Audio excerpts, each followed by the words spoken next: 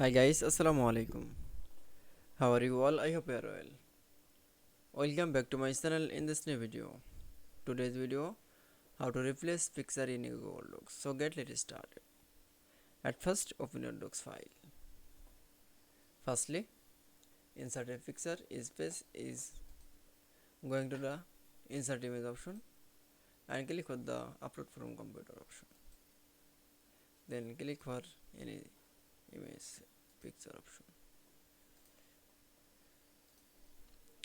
And replace picture is click for the show image option, click and going to the replace option and click for the again upload from computer,